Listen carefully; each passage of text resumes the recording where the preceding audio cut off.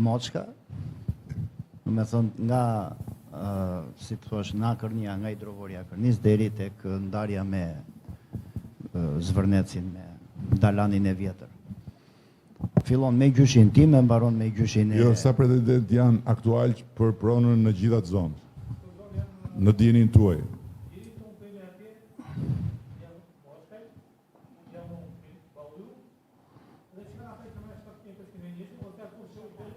Sa janë ata që kanë marrë 7501 atje?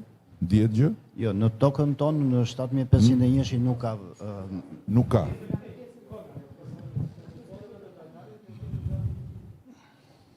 Në 100 familje që keni AMTP-ra, që nuk i keni të regjistruara definitive. Po, ndërkohë që ju keni zonën... Është e pa prekur, sepse ka qenë zonë e mbrojtur, nuk na kthehej, na njihej si pronë, po nuk na është kryer fizikisht dhe jemi në proces për kthimin fizik. Po, ndërsa ju jeni në krahun tjetër. Po,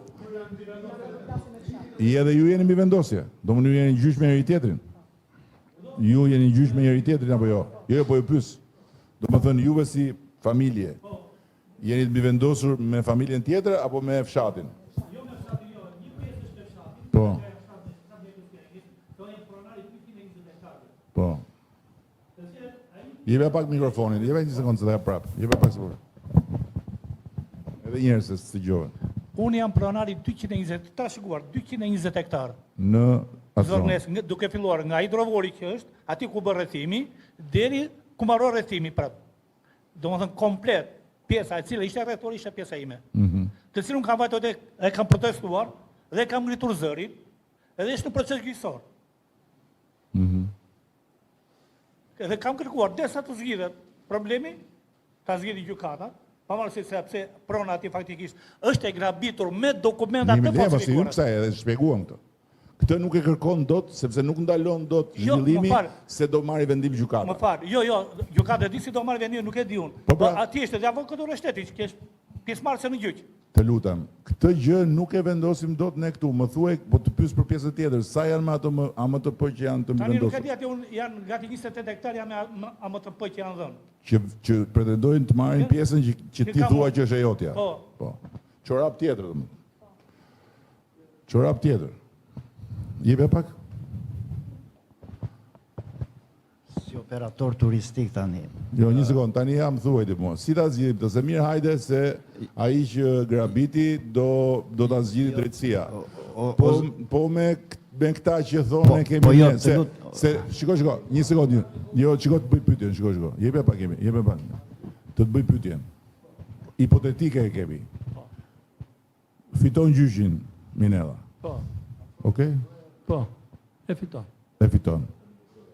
Po një sekundë, po e marrim tani, se unë po e marrim në hipotetike, thash tash, fiton gjyshi Minella, aty thot janë 28 familje, 28 hektar, që i pretendon, po e marr hipotetike, nuk ka rëndësi se s'do. Te kodra fundit? Po e marr hipotetike, po nuk po them se flas në parim, po flas në parim, si e thuat, se kjo është një çorap tjetër. Si mendon ti tani, qofse e merr me gjykat Minella, si që ka marrë tjetër për para. Ti prap do vish do thuash e kam unë këtu, jo ti, tjetëri, X-i, ata që e kanë. Si zgjidhet kjo? Nuk e di. Nuk e di. Jebe pak e këti. Po vetëm një hollësi. Ai pronari që pretendon atje, në janar të këtij viti, ka bërë një kërkesë për rinovim të certifikatës pronësisë. Jo, nuk ka rinovim certifikate, ka rifreskim. Rifreskimi bazohet tek titulli pronësisë, që nuk është ndryshim. Është goditur nga nuk është rifreskimi bazohet tek... Është goditur me gjykatën. Nuk ka rifreskimi është tjetër gjë. Nuk është, jepja pak. Sepse këto janë çështje gjyqësore dhe nuk kanë s'kemi pse ti diskutonim këtu. Që mos keq kuptojmë. Jo, unë mos keq kuptojmë, ju lutem. Këtu është Bush Bulevardi me njerëz që kanë dalë atje që t'ju mbrojnë juve nga unë. E kuptoni ju tani? Jo. As unë vetë s'kam dalë atje dhe nuk... Jo, s'ke dalë se ti je njeri që je njeri normal që thua, unë kjo është prona ime, unë do fitoj me gjykat. ata atje kanë dalë që të flasin emrin tonë. Pikërisht nuk jam as kundër zhvillimit, as biles, prandaj e mora dhe mikrofonin. Duke qenë se kam 20 vjet punova mësues, pastaj e ndrova komplet atë sistemin e punës edhe kalova kalorës. Bëj ca shëtitje me kuaj. Që është ka të bëjë me turizmin. Vështirësinë e nisa te tokat e Tim Gjyshi, po ishte çike vështirë. Vajta pak nga Zvërneci te Geroni aty afër, tani jam diku më lart tek qafa e topit. Në të tre vendet problemi i vetëm që ka qenë, më thënë edhe në Zvërnec, edhe në aty, ka qenë prona. Kudo kërkoja të merja një tokë me qera, ishte gjithmonë e pa menaxhuar. Me thënë gjithë pjesa. 30 vjet toka e pa menaxhuar. Si mund të zhvillohet turizmi rreth e qark gjithë Vlorës? Tani, po. Ky është problemi. Dhe më fal, këtu ka të bëjë, nuk ka të bëjë gjykata, sepse unë flisja për zonat e mbrojtura, të cilat i kishit janë të Ministrisë Mjedisit e me radhë.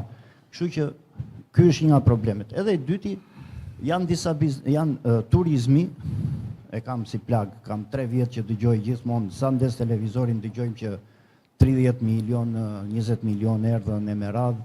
Jo 30 milion. E kam lafin. Jo nese dhe mos thosha aman mos numëroni, po të lutem duhet të dim të sillemi që t'i presim e t'i përcjellim tamam siç duhet, që të shtohen nesër.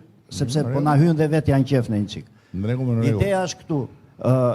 Si duhet të jemi të organizuar. Turizmi nuk bëhet vetëm me hotelet, nuk bëhet vetëm me restorantet, po ka dhe aktivitetet e tjera, të cilat janë, si për shembull shëtitjet me komune, e me radhë, dhe ne, për shembull, po shtohet ky aktiviteti si imi jashtë duke u shtuar dhe duhet subvencion. Kjo është temë komplet tjetër, edhe u bëre shumë konstruktiv.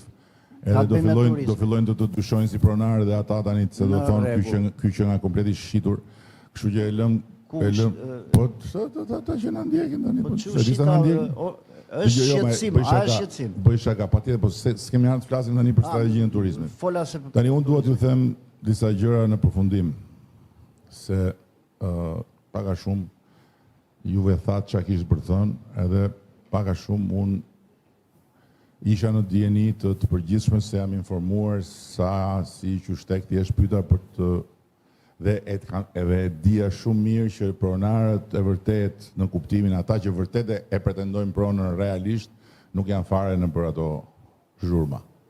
Okej, tani duhet t'ju them disa gjëra. E para, kjo është diçka e stisur në mënyrë shumë djallëzore.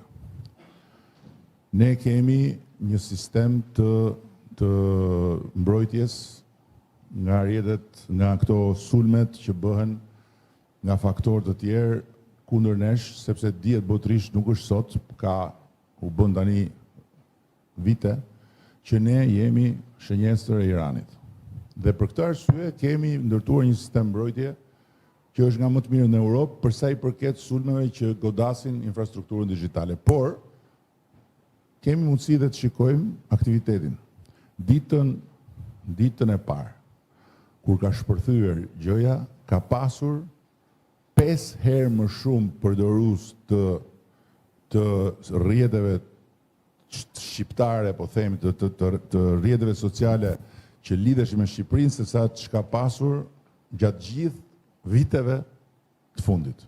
5 herë më shumë u bën në një ditë, kur u shpërndajë gjëja.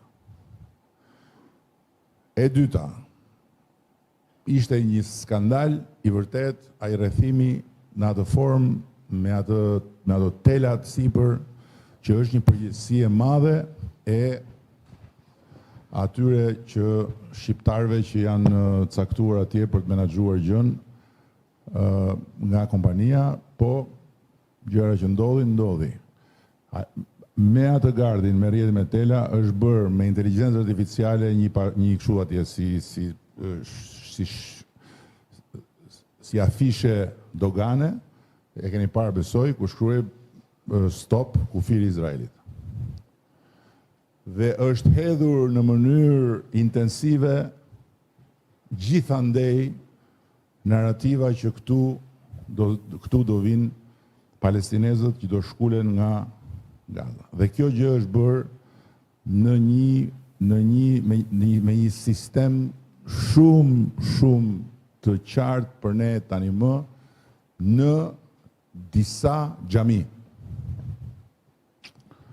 Dhe aty nga njerëz që janë penetruar, në atë sistem, është hedhur hira tek të tjerë që e kanë marrë këtë gjë me shqetësim të madh duke e besuar.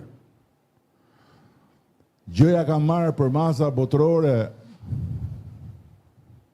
dhe është shumë e thjeshtë për ta kuptuar se pse Irani është interesuar për këtë narrativ dhe pse kjo narrativ jo turizmin, po kjo narrativ fillon njerë duke shkatruar një nga pikat më të forta të reputacionit shqiptarëve në përbot, të cilën bota tani ka filluar ta kuptojë tamam që është se si muslimanët shqiptarë, po bëhet film për këtë. Muslimanët shqiptarë, së bashku me të krishterët, shpëtuan ebrejt.